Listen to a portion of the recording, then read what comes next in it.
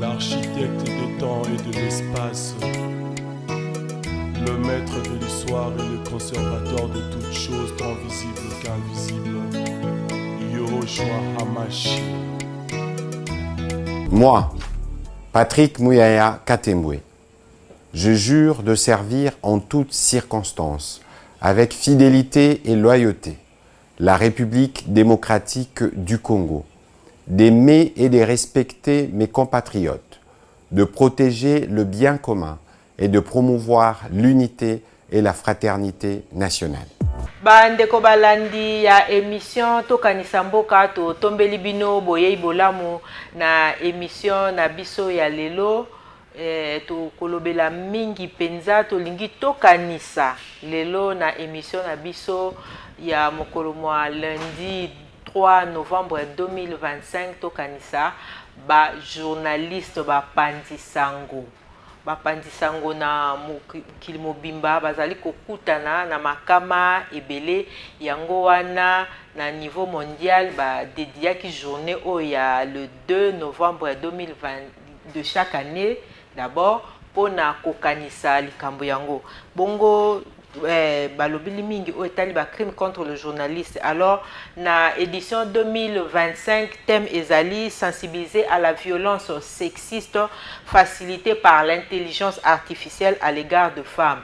Donc balobeli ba o ezali kotungisa mabasi na musala na bango ya journaliste par rapport ndenge tokomi leo na biloko ya intelligence artificielle. Bongo tokolobela penza mingi oyo etali mosala ya ba journaliste na République démocratique du Congo. Tozali bongo na ba biangami mibale, tozali bongo na Mama Chancel Ntingi Bamenga. Mama Chancel yo ozali nani? Merci tout d'abord Madame Titi pour l'invitation. Nga nazali Chancel Ntingi Bamenga, naza membre ya ONG Observatoire de la liberté de la presse en Afrique, en sigle tobengi yango OLPA. Tozali pe na ngambo msusu na Mama Nasi Zombo. Mama Nasi ozali nani? Merci pour le maloba. Maman Nancy Zombo azali chargée d'administration et trésorerie na OLPA. Weza ONG à défense et la promotion et liberté à presse.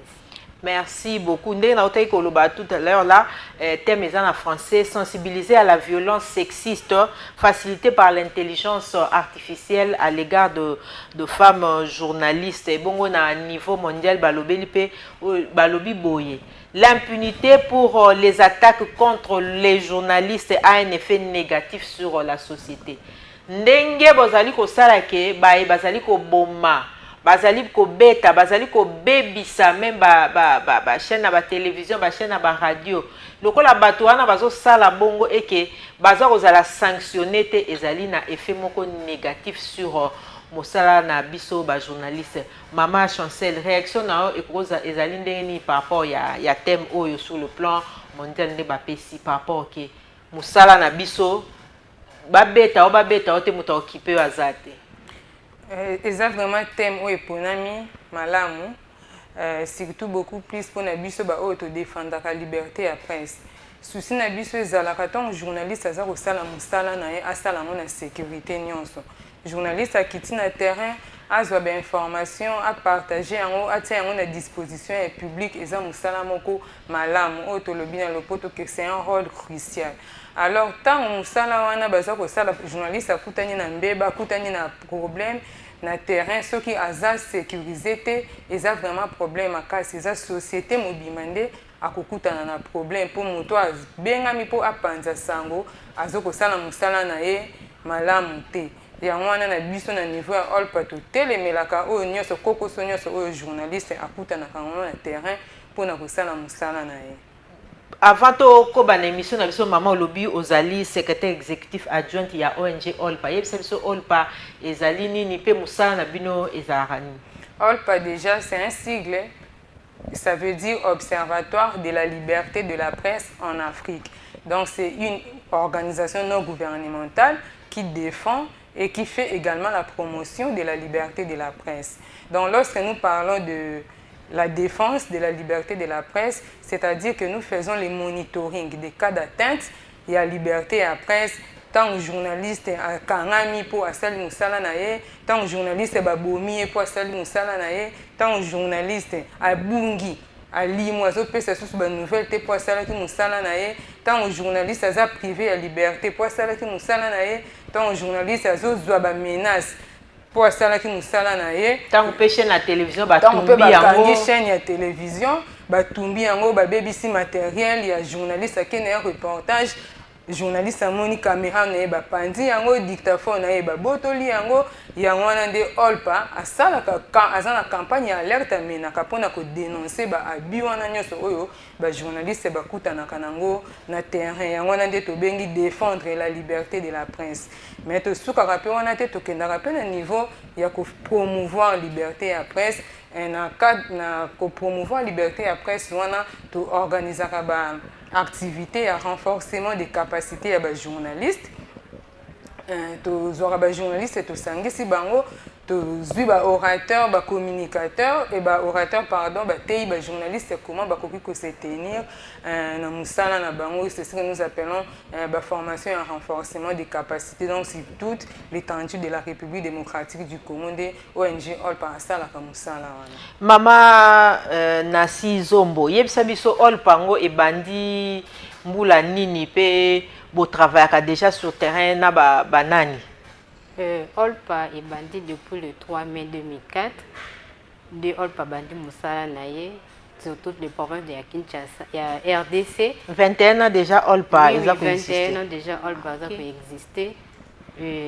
Olpa travaille quand on a correspondant dans toutes les provinces. Il y a RDC, ceux qui atteinte contre la liberté à presse et salami. À contacter victimes, à avoir information, à traiter, de contacter la victime, tout ça la enquête, tout occuper son sous, de comparer ce que les journalistes ont raison de publier information. Donc, ce qu'on dit, Maman Chancel, qui par exemple se rendre compte que sur terrain journaliste est quand même fautif. Nde yango bokendaka bokomi na aspect ya sensibilisation ya formation na yebite soki eza bongo Mama Chancel na eza soki journaliste aza fautif to prodigaka bango ba conseil to teyaka bango, mais on a lobelaki ya renforcement capacité eza vraiment formation eza un atelier.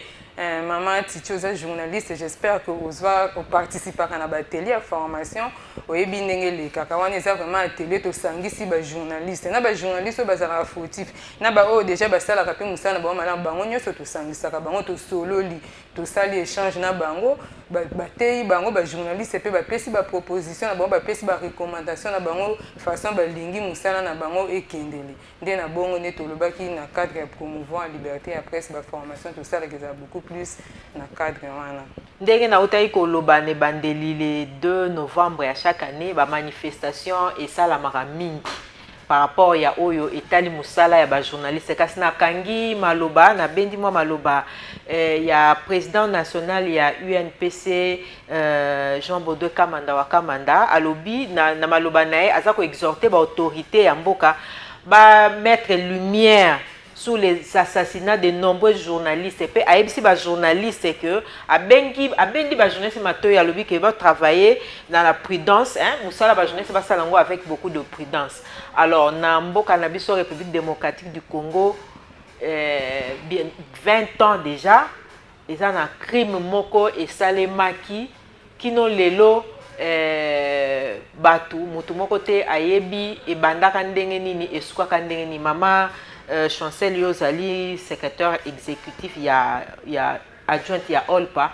Il y a biso nanu lisolo kino lelo oyo lisolo ya Frank Ngike na Mama Hélène Paka paix à leurs âmes eza ndengeni.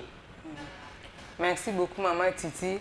Lisolo oyo déjà Olpa aza un membre déjà ya plaidoyer pour Madame Grace Ngika tant que membre présidente de ONG encore fait une fille journaliste Franck Ngika a mis en place structure moko ya pour donc mener plaidoyer na ba autorité pour reconnaître les journalistes qui sont assassinés dans mboka na biso, au moins reconnaître bango na gouvernement comme étant des martyrs de la liberté de la presse. Alors, en tant que membre, on peut faire partie na groupe wana oyo to menaka vraiment to bundaka vraiment pour na eloko wana ekokisama to mona ba journaliste na biso oyo bakufa toyebaka te bakufela nini baboma bango mpona nini ba auteur baza banani ba auteur batikali impuni. Ça fait plusieurs années papa Franck Ndika aza moko te eza mpe bajournaliste ebele na banord Kivu na presque na Serge Maeshe bakombo ezalaka ebele Fabrice Kukuwa Joël Moussavuli Kambere. Donc baza vraiment ebele bajournaliste yana oyo bakufa ti lelo toyebaka te bakufela banani ba auteur bao baboma bon po ti lelo batikala koyebana te mpe justice jusque là eza nanu rendu te mpona lumière emonisama na basituation ya bajournaliste na biso wana. Yango wana biso mpe tosengaka kaka na bakonzi ya mboka ntango journaliste akufi fo auteur ya meurtre ya journaliste amonana azala traduit en justice mpo ekoki kotikala bongo te journaliste asali mosala na ye akufi epuis okende mpenza perte tata mpe mama ya libota akende ozwi perte kaka boye famille etikali na pasi ti lelo bamabota wana elelaka bazolemba te baza na posa gouvernement atelema atalela bango likambo oyo po c'est seulement le gouvernement nde akoki kaka kosunga bamabota wana po te bamona lumière na baliwa ya bandeko na bango. Yango mpe olpa asasiosiaka toujours na lorsqu'il y a de telles démarches olpa s'associe toujours na bascripture wana mpona okuta na baautorité koluka koyeba lumière na bamakambo nyonso etali baliwa ya bajournaliste oyo ti lelo ezalaka na suite te. Oui, tozoloba beaucoup plus vraiment na likambo ya République démocratique du Congo na 2025 na 2025 constat ya olpa ezali nini par rapport ya atteinte ya liberté ya bajournaliste. Na 2025 je crois que toza kokoba koenregistrer baka. Mais contrairement aux années précédentes, moi je pense qu'il y a quand même une évolution parce que sur base des chiffres, parce que l'année passée déjà, donc, comme octobre, on était déjà dans plus de 100. Année, je pense que ça mène plus de quarantaine. Mais ils ont 40 depuis début année, comme on a enregistré 40 cas d'atteinte. Il y a liberté à presse, ils ont et là comment qu'on déranger 40 ils ont quand même un peu ébélé. Il y a des cas où ils sont enregistrés à niveau il y a jusque là tous en 40 déjà. Okoiko tangela biso mwa quelques cas ndenge lobi bo enregistrer na ebité maman Nancy poko zata na mwa 2 cas yo popesi biso ta mwa 2 3 cas toyeba quand même po bato moso bakanisa lokola makambo to loba ngo likolo so boza na mwa ba cas moko penza oyo yebani par rapport ya atteinte ya ba droit ba journaliste. Oui, il y a l'agression tout récemment tout ça la peut communiquer agression ya journaliste na Kalemi na province ya Tanganyika, journaliste azala qui agressé olpa a dénoncé qui a communiqué na ye. Il y a également un journaliste à Kisangani, il s'appelle Gustave Mukendi, je crois. Olpa a publié, a communiqué, on a un journaliste qui a Kokangama, Olpa Sala qui communiqué, et tout ça qui peut na journaliste à un niveau ya Ouvira, 3 journalistes puis à Ouvira, Betama qui peut na militaire na biso pour bakene pour ça la reportage na bango. Maman Nancy oza na mwa kaya kobakisa te. Kobakisa oyo madame Chancel Lubanaka ya Kalemi ezali que na journaliste Alphonse bakendaki ko couvrir match na stade. Bakomi kuna chauffeur ya équipe moko asepelaki te ndinga moneki ba journaliste azui autorité ya kobenga ba journaliste na stade. Là bimi aya pointé moko que yo ozo ko freiner ba action ya gouverneur ba mimi mutuana journaliste tina investeur ba beti ba longoli na bilamba tina niveau ya kolongola journaliste bilamba kawana bon to député ko dénoncer récemment baninga na ye ba yipo ba porter secours ba beti soso na ba matata musala o ya journaliste hein. Bon na yango na utai koloba balobi impunité pour les attaques contre le journaliste a un effet négatif pour la société. Est-ce que vraiment musala o ya journaliste awa na République démocratique du Congo bon ils appellent partout hein par rapport ya oyo UNESCO a uti kopesa balobi ba atteinte ezako ya koleka makasi na Amérique latine mais awa biso na République démocratique du Congo likambo ngo ya atteinte soki bobandi penza kolandela ngo banda ne bandeli ezo eloko nini ezo mema biso to komana na makambo wana. Moi je pense qu'il y a les autorités, bon, beaucoup plus atteinte, les gens qui ne veulent pas peut-être que l'information soit mise à la disposition des populations, parce qu'à chaque fois que tu es un journaliste, c'est pour te tourner à la caméra pour nani, couvrir manifestation et péki samaki. Or, en tant que journaliste, il y a sur un terrain. Manifestation est autorisée ou pas. En tant que professionnel des médias, il y a besoin d'informations. Est-ce que les mots d'ordre ont été respectés ou pas? C'est l'information qui concerne les journalistes. Mais les journalistes sont dans le terrain à Koutani, na problème. Les journalistes ont peut-être un article a commis à CPLT, a bien journaliste, a bandit comme menacé, soit à Kangisi journaliste. Des on a bourreau, on a ceux qui ont conscience, c'est un journaliste. À ça mais ceux qui peuvent, bis peu na niveau parce que peut tomber que journaliste ça na mbeba ndé na epse que maman titi ni bandeli toté ya journaliste to le baraté na place oyo yo pe au sala qui maba tant que journaliste il fallait au sala boy au sala il fallait au sala boy mon appel journaliste à reconnaître faute na e andimi que prochainement pe à kobongisa journaliste ndengolo uti koloba tozali awa kaka te to beta sete na oyo etali impunité mais bozoka bandeko na biso ya all pandé bazolobaki bazali wana baza ko accompagner pe ba journaliste ba sala musala na bango malamu. Maman Nancy 21 ans déjà depuis Olpa eza ko fonctionner. Est-ce que bino moko pe question na nga yango wana bino moko pe en tant que ONG à défense bino pe bosi bokutani na makama oyo ba journaliste muso bazokutana nango na 21 ans bakoloba tokutana kaka ke bosali communiquer bo publier alerte bakomi ko benga bino ba appel bakomi ko benga bino comme madame Chancel azala petit ko benga wana bakodira je poni bosali boye bo supprimer bosala boye ebo tokutana nango kaka ya donc batu basepeli na bango pete na musala na bino bosali bo dénoncer a CPLT akomi ko benga bino makambo tokutana na onde yango wana makambo kutana nango donc oui maman sous polingi o ndenge madame na salle ben ebandel tant tozui toyoki victime to croiser ba source to yoka pe muto baza ko accuser ko benge bomona agangeli yo pe na téléphone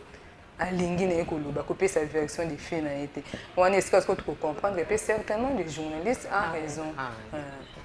Merci beaucoup na ndenge bozo sala ba msala sur terrain ibo ça sosko ba difficulté vraiment nini oyo all pa kutana nango sur terrain par rapport ya musala na bino ya ko défendre ba journaliste.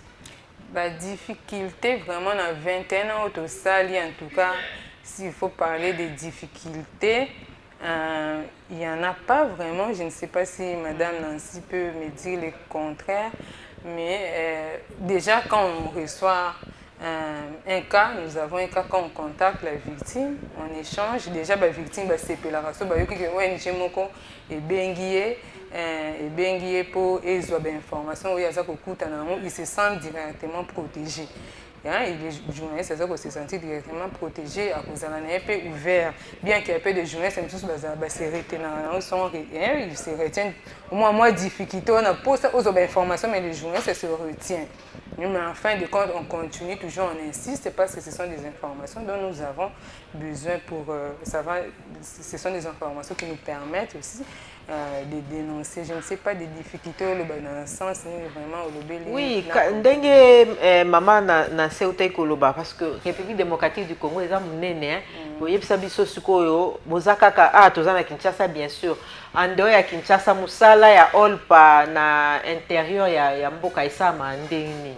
Madame Nancy l'avait dit que nous avons des points focaux, des correspondants. Donc dans chaque province, il y a RDC, tout ça, journaliste kuna auto échange kana bango soki pe bazwika kuna ba contacter ou pas batie biso pas en contact na ba victime des peut échanger comme ça que ça se passe. En plus biso moko pe na niveau na biso to tia pe ba groupe to za na ba groupe na biso à chaque fois que on est to za na présence en na province moko to solo na ba journaliste après to mettre en place groupe pour maintenir les contacts. Na ba journaliste nyonso donc tous en ba groupe wana pe auto solo là donc tous en contact permanent na ba journaliste na chaque province ya RDC.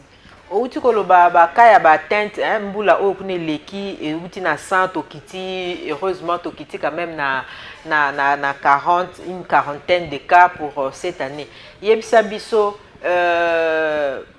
nini o ba journaliste ba koki ko sala pour que tokoma tozala lisusu ba journaliste baza su ba victime te ba journaliste ba kosala nini biso tosengaka kaka na ba journaliste respect ya code éthique na déontologie et puis na linga na signaler loko na bosanaki ton na lobi par rapport ya ba année mais il y a na année 2024 que j'allais oublier na année 2024 là pas 2024 pour tout ça 2025 donc lorsque j'avais parlé j'avais oublié en mentionnant que en 2024 rapport na biso to sala qui il y a monitoring et liberté après c'est ça qui au-delà j'avais oublié donc j'ai parlé d'autres années mais pas 2024 c'était combien de cas je crois 133 cas il y a atteinte à la liberté après nous avons ces rapports que nous avons publiés au mois de février. Nous avons ces rapports. Lorsque j'avais parlé, j'avais beaucoup fait allusion à la année où les cas. Donc, ça veut dire que tu as 100, 200 mètres, tu quand même dans mois 40. Donc, ça veut dire que on peut sentir quand même, moi, journaliste, ça quand même effort pour musalango ekende malamu to pe bomoni ndeni biso vraiment to insiste pas ba journaliste to senga bon ka tant journaliste ça ne ko respecter code éthique na déontologie professionnelle azana moko comité na abri ya danger à moins que bourreau wana vraiment zani kaka na posa a tianika mal à l'aise journaliste mais le fait vraiment de respecter les codes d'éthique et de déontologie c'est aussi une façon de mettre les journalistes na oui, thème la violence sexiste est facilité par l'IA à l'égard des femmes journalistes. Est-ce que vous avez quand même quelques cas où les femmes journalistes sont victimes de violence sexiste? Les violences sexistes dont sont victimes les femmes beaucoup plus au but d'enregistration sur les réseaux sociaux. Sur les réseaux sociaux, on suit vraiment, on voit beaucoup de femmes journalistes. On les insulte facilement, ils sont victimes d'insultes par des personnes qui les suivent dans la page, et ça ne nous arrange pas en fait. Et c'est pour ça que moi aussi, en dimanche, on a publié information, mais tout ça pour finga. La place ça va commentaire, il y a bien. Comme qu'on finga, il y a même la vie privée, tout ça. Il y a vraiment tout tel mais la camille qui n'a niveau pas. Moi si azala mobile tant que journaliste les journalistes faut même respect au mobile journaliste pe azar besoin mais tant bozo côté na vie privée à moi si boza ko finga même na morphologie tout ça dérange et ça là vraiment qui to côté et ça là vraiment qui to côté ndenge otolo est-ce que vous avez na cas moko précis oyo tokoki ko retrouver na soki all pabimisi rapport na eux c'est par exemple que tel journaliste parce que c'est un peu un réconfort tant que journaliste on a dit que non batu ya all pabalandelaka pasi o ngana monaka est-ce que vous avez peut-être na kamoko palpable que oui c'est que non tel journaliste par exemple en République démocratique du Congo dès to salaki musala na biso to remarqué que aza victime il y a violence tout ça à travers les réseaux sociaux. Journaliste tout le monde a vraiment finga marami des la madame Paulette qui monte tout le monde a soit publié à sa publication il y a des gens qui viennent l'insulter bah finga quand même bah commentaire mot déplacé et c'est pour ça all pâté. Il y a un lobby au-delà il y a couper sa formation il y a kozongi sa journaliste nanzela mais sur le plan psychologique, hein, ba journaliste wana sozo sukaka na bino tozo ba onje boze belé bo dénoncer bozo, mais sur le plan psychologique, prise en charge ya ba journaliste est-ce que bo sungara bango na sur le plan psychologique ou bientôt eleka na ndini? Oui, il y a aussi ba journaliste monsieur super sur bazo kutana na baka on a des entretiens qu'on fait to solo la kana bango toza ko remonter bango moral toza ko encourager bango. Ezalaka kaya journaliste, bon, journaliste, je crois à l'Est, j'avais le contact d'une journaliste, pardon, il y a Est, dans le sens où on a pu na solo là, na encourager, puis journaliste, il doit continuer à resala na ndenge longo bani. Merci beaucoup, tobandi ko koma na suka émission na biso. Maman Nancy, yebisa biso par rapport ya journée oyo maloba nini yo en tant que moko na kati ya Olpa ozanango à l'égard ya ba journaliste ya République démocratique du Congo.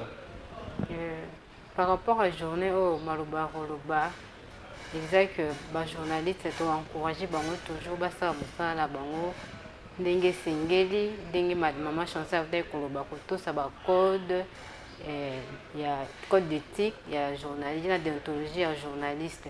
Et par rapport à la journée, le comité na suka na koloba na Olpa to saluer quand même malgré ba procès ya ba journaliste assassiné et tué les autres au style à tête tous eux ba sorté mais to saluer quand même il y a en 2025 au moins 2 procès ya journalistes tout le monde qui ba condamné ba auteur ya crime na bango comme na Lubumbashi du journaliste Patrick auteur kukufa ba condamné qui ba auteur ya assassinat ya crime na ba condamné qui bango à mort.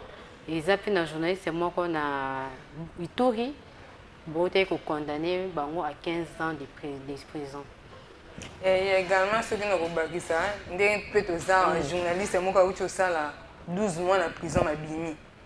Asa qui condamné à 12 mois mabini qui le 31 octobre lui-même nous a contacté pour dire qu'il a été libéré donc a purgé quand même peine. Mais PC biso vraiment est tombé peine la veille journée célébration journée à crime contre les journalistes. Merci beaucoup bandeko ya ONG Olpa bandeko balandisa ki bongo émission na biso to kanisa mboka lelo to kanisa mboka ye moko akanisa pe ba journaliste oyo batika biso pe na ba oyo bazali kokoba musala na bango nde nini mosala ezali kotambola nde yango wana ya makasi penza bandeko balobi impunité contre le journaliste ezana effet moko négatif sur la société. Maman Chancel outi koloba tout à l'heure là net ba effet négatif net nini okoki ko énumérer batu ba yeba ke ndenge bozo beta ba journaliste wana suka nango ezani. Oui, suka nango da journaliste ozala accès à l'information ndenge pour moto esengeli apesa ye information bobuki caméra na ye bobeti bokangi botie na prison donc tant journaliste azana na prison société pe aza privé na information na cadre bonne na betango société aza privé na information akoyeba te akotambola lolenge. Merci beaucoup bandeko balandi wana na ebité maman Chancel soza sous na un mot de la fin pour nato sous sa émission oyo par rapport à journée o. Par rapport à journée juste au sein na bandeko na biso ba journaliste ko sala musala na banka na ndenge longo bani ba respecter toujours ba code éthique et déontologie na bango ba ko se mettre à l'abri du danger et en tant que ONG Olpa nous on est toujours là pour les accompagner tokotika bango te. On est là pour les accompagner, même psychologiquement, sur tous les plans. Tous on a bango, ceux qui ont abus et zali, pour dénoncer. Ceux qui ont besoin, ils ont se présenter par rapport à la formation. Le papier Azana est disponible pour nous accompagner les journalistes seniors na mboka. Merci bandeko balandi ya émission to kanisa mboka nde na otai koloba leo to kanisi penza musala ya ba journaliste ba kokoso nyonso ba journaliste bazali kokutana nango na musala na bango ya kopanza sango bongo to yambaki bongo bandeko na biso basi bazali na kati ya ONG Olpa elongo na bango nde tosololi makambo oyo etali impunité contre les crimes commis sur les journalistes. Alors globalement bandeko bayebisi biso tokoki ko retenir que en la République démocratique du Congo tendance comme kokita quand même que oyo ezali atteinte sur les journalistes eza lisusu ebele te ndenge ezalaki na mikolo eleki kasi tozali quand même tokomi quand même kokita pe bandeko ya Olpa bauti kopesa biso sous information munene balobi ete journaliste mibale oyo bakutanaki na makama procès na bango esalemaki pe condamné auteur ya crime na bango. Topesi merci mingi na bino ndenge bolandaki biso na émission na biso tokanisa mboka.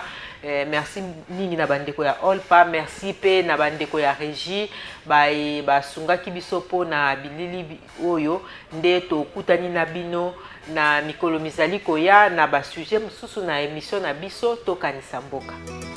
L'architecte des temps et de l'espace, le maître de l'histoire et le conservateur de toutes choses tant visibles qu'invisibles, Yahushua Hamashi.